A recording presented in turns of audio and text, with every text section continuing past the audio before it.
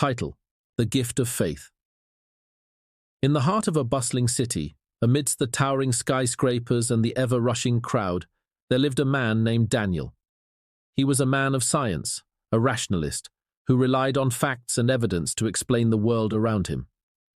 Faith in God was a concept that had always eluded him, something he couldn't wrap his head around.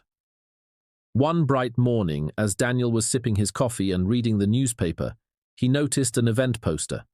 It was about a renowned faith healer, Reverend Sarah, who was coming to the city to perform miracles and inspire the faithful.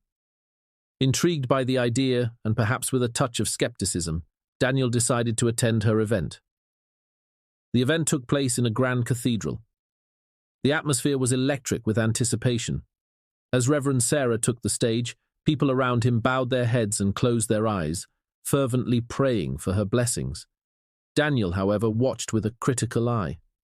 Reverend Sarah began speaking about the power of faith and the miracles that could be achieved with unwavering belief.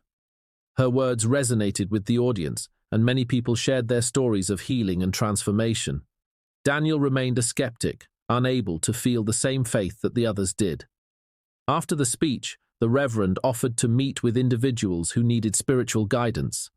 Some came forward, sharing their personal struggles and seeking solace.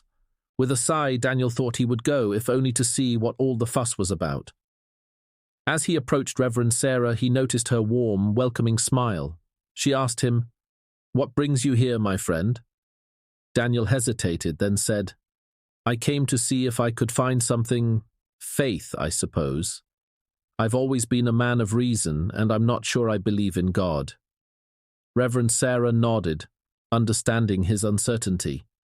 Faith isn't always about seeing or understanding. Sometimes it's about feeling and experiencing. Let me share a story with you. She told him a tale of a man stranded in a desert, desperate for water. When he prayed, a spring miraculously appeared. The man drank, but instead of thanking God, he began to doubt the reality of the spring and questioned his senses. As a result, the spring vanished, leaving the man even thirstier than before. Daniel thought about the story and how it related to his own skepticism. Reverend Sarah continued, "Faith is like that spring. When you experience it, you must trust and nurture it. You may not always understand it, but sometimes belief comes first and understanding follows." Her words struck a chord with Daniel. He left the cathedral with a seed of faith planted in his heart, unsure of where it would lead him, but open to the possibility. Over time, Daniel began to explore his newfound faith. He read books, attended more of Reverend Sarah's events, and even started visiting churches. His skepticism slowly transformed into curiosity, then acceptance. One evening, while gazing at the stars, Daniel felt a deep sense of connection and purpose he had never experienced before. He realized that faith was not just about accepting the unexplainable, but about finding a profound sense of peace and belonging in the universe.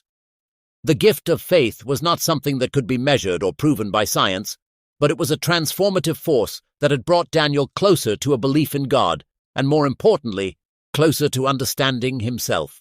It had filled his life with hope, love, and a sense of wonder that he had never known before.